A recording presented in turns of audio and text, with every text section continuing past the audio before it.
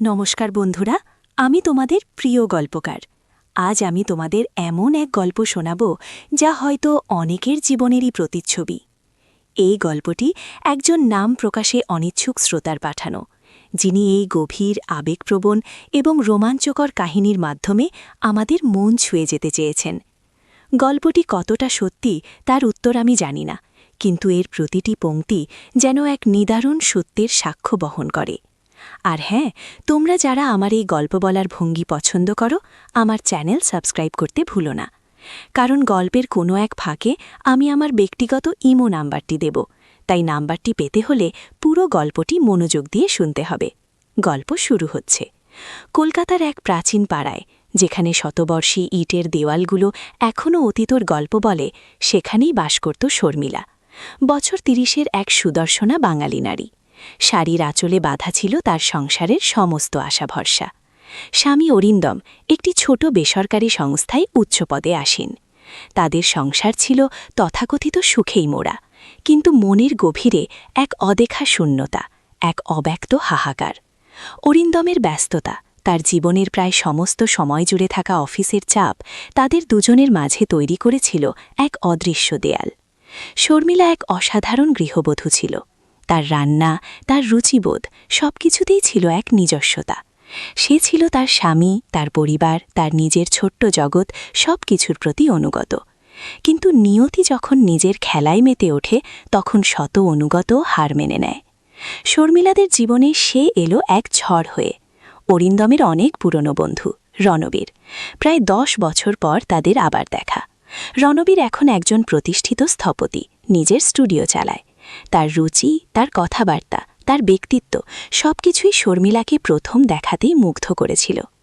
রণবীরও শর্মিলাকে চেনে অনেক আগে থেকেই, অরিন্দমের সঙ্গেই তাদের প্রথম পরিচয়। কিন্তু আজ প্রায় ১০ বছর পর শর্মিলাকে দেখে সে যেন নতুন করে চিনল।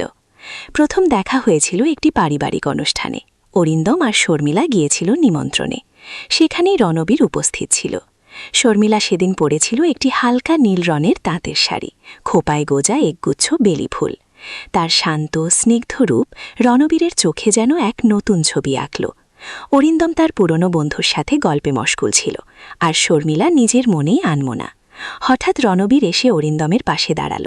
তারপর শর্মিলাকে দেখে স্মিত হেসে বলল, আরে শর্মিলাদি, আপনি দিব্যি একই রকম আছেন। অরিন্দম তো আপনার কথাই বলছিল। শর্মিলাও হেসে উত্তর দিল, তুইও তো অনেক বদলে গেছিস রণবীর, এখন তো দেখি অনেক বড় শিল্পী হয়ে গেছিস। সেই শুরু। তারপর থেকে রণবীর প্রায়ই তাদের বাড়িতে আসতে শুরু করল, কখনো অরিন্দমের সাথে আড্ডা দিতে, কখনো বা নিছকে করোনো দিনে স্মৃতি রোমান্থন করতে।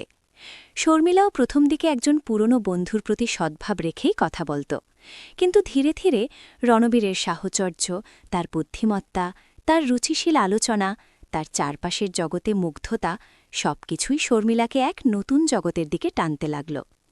রণবীর যখন আসত, শর্মিলা যেন একটু সেজেগুজে থাকত। নিজের পছন্দের হালকা সুগন্ধি ব্যবহার করত, শাড়িটা একটু পরিপাটি করে পরত। রণবীরের সাথে কথা বলার সময় তার মনে এক অদ্ভুত আলোড়ন হতো। অরিন্দমের সাথে কথা বলার চেয়ে রণবীরের সাথে কথা বলতে তার বেশি ভালো লাগত।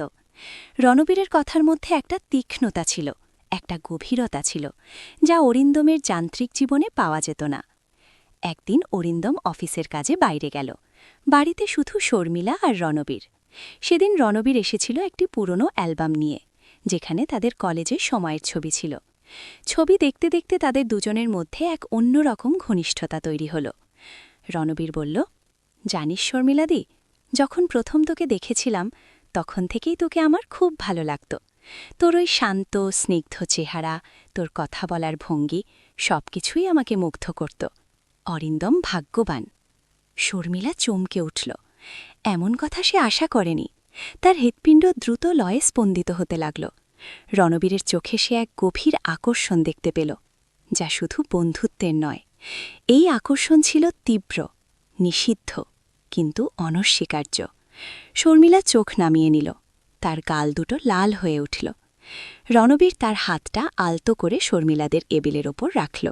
শর্মিলা দ্রুত হাত সরিয়ে নিল, কিন্তু সেই স্পর্শের রেশ যেন তার সারা শরীরে ছড়িয়ে পড়ল। সে বুঝতে পারছিল, এই টান কেবল কথার কথা নয়, এটা এক শারীরিক, মানসিক আকর্ষণ, এক আগুন যা ধীরে ধীরে দানা বাঁধছিল। এরপর তাদের দেখা সাক্ষাৎগুলো আরও ঘন ঘন হতে লাগল। কখনো রণবীরকে বাড়িতে আসতে দেখলে শর্মিলা মনের অজান্তেই এক অদ্ভুত আনন্দ পেত। রণবীর আসার আগেই সে নিজের মনকে শান্ত করার চেষ্টা করত, কিন্তু পারত না। তার মনে তখন চলত হাজারো কল্পনার ঝড়। রণবীরের চাহনি, তার হাসি, তার কণ্ঠস্বর সবকিছুই যেন শর্মিলাকে এক ঘোর লাগাত। একদিন অরিন্দম দেরিতে ফিরবে। রণবীর এলো। সেদিন তারা বসার ঘরে বসে চা খাচ্ছিল। রণবীর বলল, শর্মিলাদি, জানো, তুমি যেদিন প্রথম আমার চোখে পড়েছিলে সেদিন থেকেই আমি তোমায় অন্য চোখে দেখেছি। অরিন্দমের স্ত্রী হিসেবে নয়, একজন নারী হিসেবে। শর্মিলা যেন নিঃশ্বাস বন্ধ হয়ে এলো। সে জানে এই পথে এগোনো মানে এক চরম পাপ, কিন্তু মন যে কথা শোনে না। রণবীরের চোখে সে নিজের প্রতিচ্ছবি দেখতে পেল, একই রকম অতৃপ্ত, একই রকম আকুল। রণবীর ধীরে ধীরে শর্মিলাদের বসার ঘরের নরম সোফায় এসে বসল। শর্মিলা তার পাশে বসল। তাদের দুজনের মাঝে কেবল কয়েক ইঞ্চির দূরত্ব। রণবীর আলতো করে শর্মিলাদের হাতে হাত রাখল। শর্মিলা হাত সরিয়ে নিল না। তার প্রতিটি তন্তু যেন রণবীরের স্পর্শ চাইছে। রণবীর ধীরে ধীরে তার মুখ শর্মিলাদের মুখের কাছে আনল। তাদের নিঃশ্বাস যেন একে অপরের সাথে মিশে যাচ্ছিল। শর্মিলা চোখ বন্ধ করল। তার মনে তখন কেবল রণবীর, অরিন্দমের কথা, সংসারের কথা, সবকিছুই যেন এক ঝাপসা স্মৃতি হয়ে গেল। রণবীর তার ঠোঁট রাখল শর্মিলাদের ঠোঁটে। প্রথম স্পর্শ ছিল নরম, কাঁপা কাঁপা। তারপর সেই স্পর্শ গাঢ় হল। এক গভীর নিষিদ্ধ চুম্বনে তারা একে অপরের মাঝে হারিয়ে গেল। শর্মিলা নিজের সবটুকু দিয়ে রণবীরকে জড়িয়ে ধরল। এই মুহূর্তে সে পৃথিবীর সমস্ত কিছু ভুলে যেতে চেয়েছিল। তাদের এই গোপন মিলন বাড়ির এক কোণে, এক চরম উত্তেজনার মুহূর্তে, যেখানে বন্ধুত্ব আর ভালোবাসার সীমানা মুছে গিয়েছিল, যেখানে পাপ আর পুণ্যের দেওয়াল ভেঙে গিয়েছিল। কিন্তু এই ঘোর যেন দীর্ঘস্থায়ী হল না। আচমকাই দরজায় ধাক্কা পড়ার শব্দ। অরিন্দম ফিরে এসেছে। শর্মিলা আর রণবীর চমকে আলাদা হয়ে গেল। তাদের মুখের ওপর তখন অপরাধবোধ আর ভয়। এই চরম মুহূর্তেই তাদের এই নিষিদ্ধ প্রেম ধরা পড়ে যাওয়ার দ্বারপ্রান্তে। কি হবে এরপর? এই লুকোচুরি কি এখানেই শেষ, নাকি এই নিষিদ্ধ প্রেমের আগুন আরও গ্রাস করবে তাদের? জানতে হলে তোমাদের কমেন্ট করে জানাতে হবে।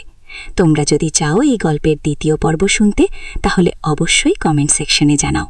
আর আমার চ্যানেল সাবস্ক্রাইব করতে ভুলো না, কারণ পরবর্তী পর্বে আরও অনেক রোমাঞ্চকর এবং আবেগপ্রবণ মুহূর্ত আসছে।